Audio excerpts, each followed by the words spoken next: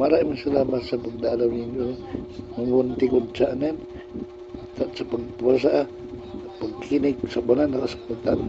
Salamat sa Diyos. Pagkatapos nilang magpatotoo, aahon ng halimaw na nasa napakalalim na hukay at makikipaglaban sa kanila. Matatalo sila at mapapatay ng halimaw at ang kanilang bangkay ay mahandusay sa lansangan ng dakilang lungsod na ang patalinghagang pangalan ay Sodoma o Ehipto, kung saan ipinako sa krus ang kanilang Panginoon. Kinaumagahan, nagpulong agad ang mga punong pari, mga pinuno ng bayan, mga tagapagturo ng kautusan at iba pang bumubuo ng kataas-taasang kapulungan ng mga Hudyo. Ipinagapos nila si Jesus at dinala kay Pilato. Ikaw ba ang hari ng mga Hudyo? Tanong sa kanya ni Pilato. Ikaw na ang may sabi. Tugon naman ni Jesus. Nagharap ng maraming paratang ang mga punong pari laban kay Jesus. Kaya't siya'y muling tinanong ni Pilato. Wala ka bang isasagot? Narinig mo ang marami nilang paratang laban sa iyo. Ngunit hindi pa rin sumagot si Jesus. Kaya't nagtaka si Pilato. Tuwing pista ng Paskwa, ay nagpapalaya si Pilato ng isang bilanggo. Sino mang hilingin sa kanya ng mga taong bayan. May isang bilanggo noon na ang pangalan ay Barabas. Kasama siya sa mga nagrebelde at nakapatay siya noong panahon ng pag-aalsa. Nang lumapit ang mga tao kay Pilato upang hilingin sa kanya na gawin niya ang dati niyang ginagawa, tinanong sila ni Pilato. Ibig ba ninyong palayain ko ang hari ng mga Hudyo?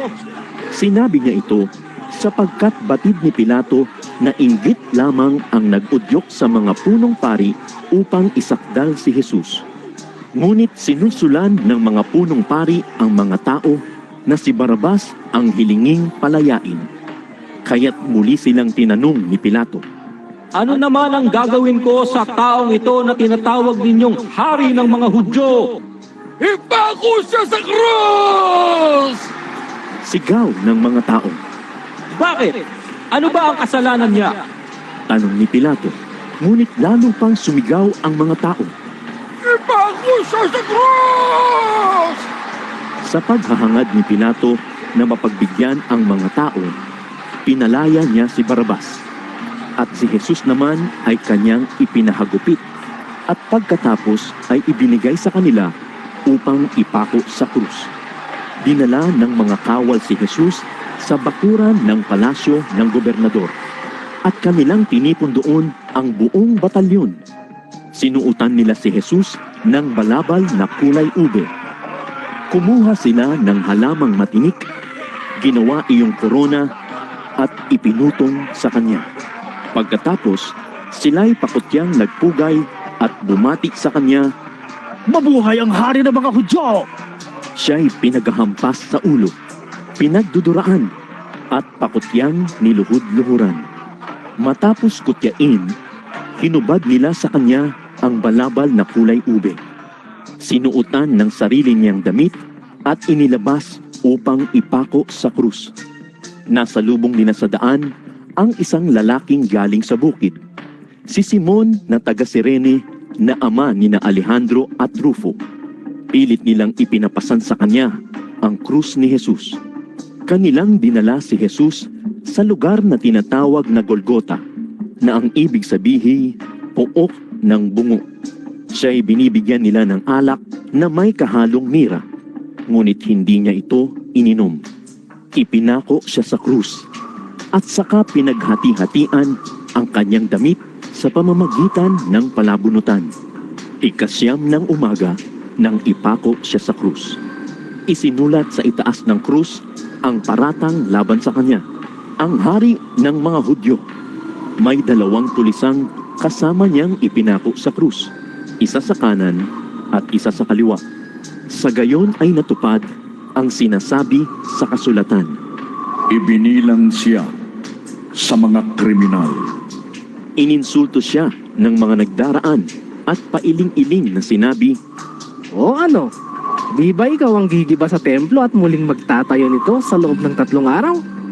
Bumaba ka sa krus at iligtas mo ngayon ang iyong sarili. Kinutya rin siya ng mga punong pari at ng mga tagapagturo ng kautusan. Sabi nila sa isa't isa, Niligtas niya ang iba, ngunit hindi mailigtas ang sarili. Makita lamang nating bumaba sa krus ang Kristo na iyan, na hari daw ng Israel. Maniniwala na tayo sa kanya. nilait din siya ng mga nakapakong kasama niya. Nagdilim sa buong lupain, mula sa tanghaling tapat hanggang sa 3 ng hapon. Nang 3 na ng hapon, sumigaw si Jesus. Eloi! Eloi! Lema! Sabachthani! Na ang kahulugan ay, Diyos ko! Diyos ko! Bakit mo ako pinabayaan? narinig ito ng ilan sa mga nakatayo roon at kanilang sinabi. Pakinggan ninyo, tinatawag niya si Elias. May tumakbo upang kumuha ng isang espongha. Ito'y isinawsaw sa maasim na alak, inilagay sa dulo ng isang patpat at ipinasipsip kay Jesus. Tingnan nga natin kung darating si Elias upang iligtas siya. Sabi niya, sumigaw ng malakas si Jesus at pagkatapos ay nalagutan ng hininga at napunit sa gitna ang tabing ng templo mula sa itaas hanggang sa ibaba. Nakatayo sa harap ng krus ang opisyal ng mga kawal. Nang makita kung paano namatay si Jesus, sinabi niya, Oh, tunay ng anak ng Diyos ang taong ito. naroon din ang ilang babaeng nakatanaw mula sa malayo. Kabilang sa kanila si Maria Magdalena, si Salome, at si Maria na ina ng nakababatang si Santiago at ni Jose. Mula pa sa Galilea ay sumusunod na sila at naglilingkod kay Jesus. Naroon din ang iba pang mga babaeng kasama ni Jesus na pumunta sa Jerusalem.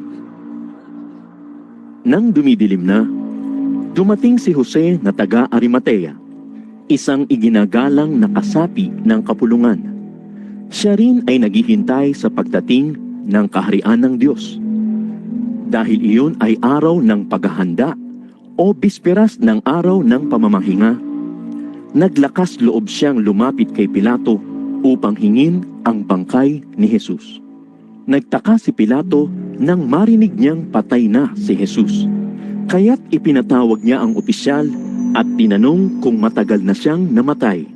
Nang malaman niya sa kapitan na talagang patay na si Jesus, pumayag siyang kunin ni Jose ang bangkay.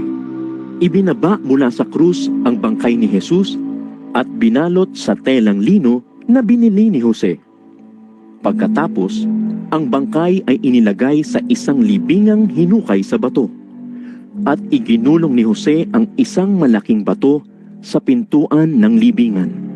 Nagmamasid naman sina Maria Magdalena at Maria na ina ni Jose at nakita nila kung saan inilibing si Jesus. Sa loob ng 3.5 araw, ang kanilang mga bangkay ay pagmamasdan ng mga tao mula sa iba't ibang lahi, lipi, wika at bansa, at hindi papayag ang mga ito na mailibing ang mga bangkay. Natapos na ang 2 lagim at ang 3 lagim ay malapit na.